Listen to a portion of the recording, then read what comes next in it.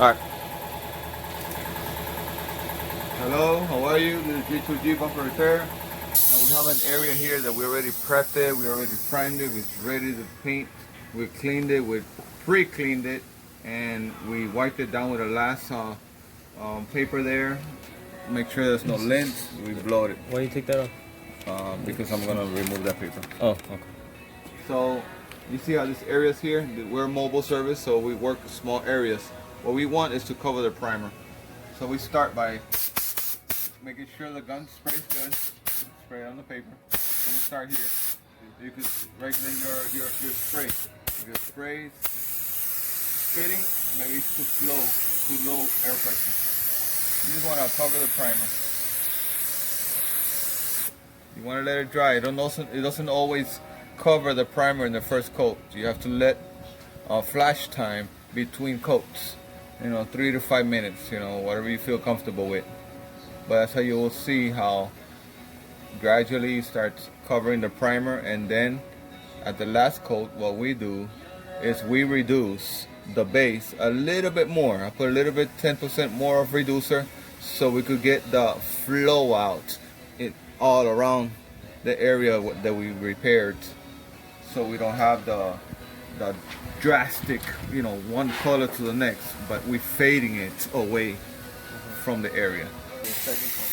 All right, we're back on. Your second coat, you start seeing how it starts covering after 2 or 3 minutes of flash time. And it's not 100%, you can still see a little bit of primer. Let it give it a little flash time. So this is the second coat. This is the second coat. All right, it's looking good already.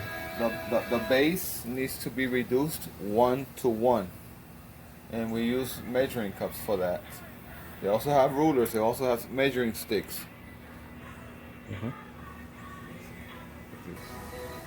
Okay, this is our third coat. You can still see a little shadow of the primer. When you get the flash time, you allow it to seal. So this is our third coat, and you will see how it covers really good. There goes the third coat.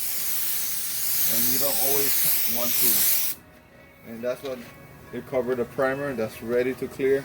But I also like to go the little extra step by reducing my last coat a little bit more, so I could extend myself and we don't see the drastic change of color.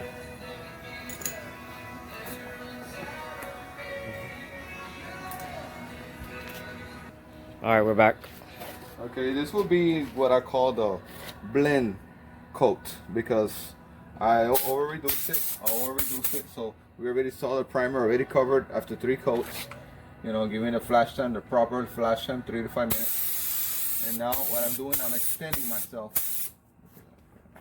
I'm extending myself, so we won't see the sudden change of color. So this is blending the base. Blending the base. What I do, I over-reduce a little coat, a little last coat.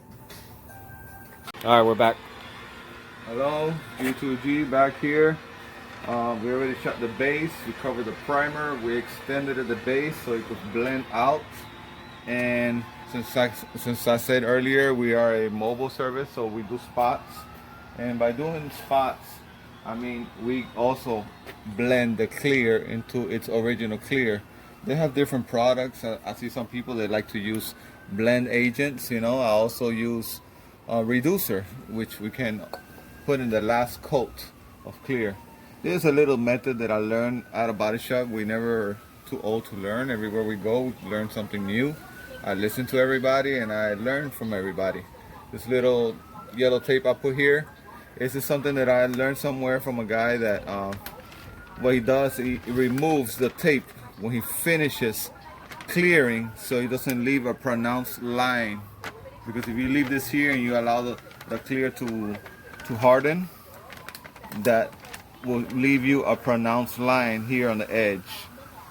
Wherever you see a yellow line, a yellow tape, we do that on purpose. We put a yellow tape on purpose so we can identify it.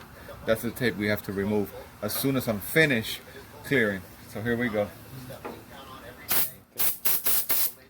Again, I like to spray on the paper so you can see if it's spraying right.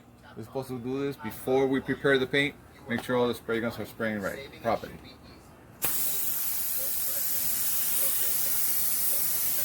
We use 10 to 15 pounds of air pressure. Most HVOP guns, that's what you take. And you get 2 coats of clear.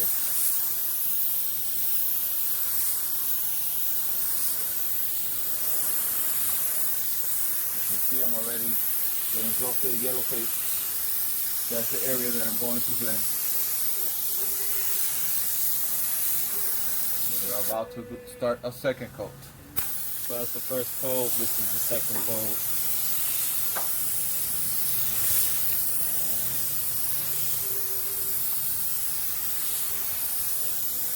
When we're doing such a small spot, I also use accelerators, and also we use a heat gun to accelerate the process of the drying.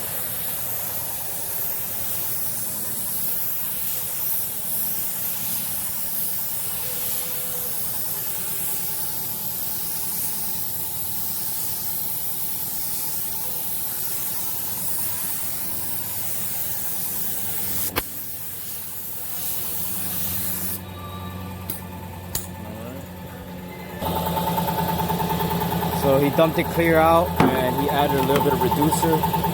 While the clear is still in the walls, that mixes it with the reducer. I use a little bit of reducer. I like the end result because we buff it half an hour to an hour after we buff it. With the other spray can, he always cuts it and it will burn the clear. So I like reducer. Everybody use their own method.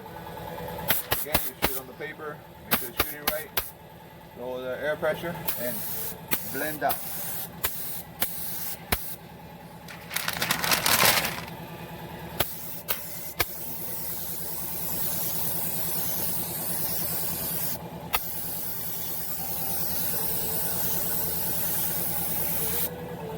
And then we remove the tape.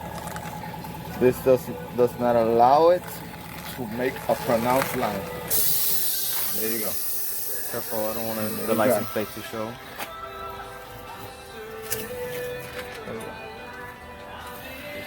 So alright, that's what it looks like with clear. And then he took off the yellow tape, so you no longer see a pronounced line. It starts to flow down. And then the blend, you can see he did it with a reducer and it looks really good. And now there's usually some overspray in this area here that we just buff off and you don't even see it anymore. Yeah, 9 out of 10 times we buff. Sometimes it comes out so perfect that we don't even got to do anything. But this looks really good. We're gonna wait and see when it dries.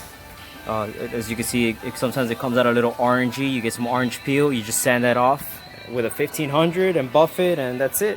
And we're done here. All right, guys. That's it. Anything you want to add?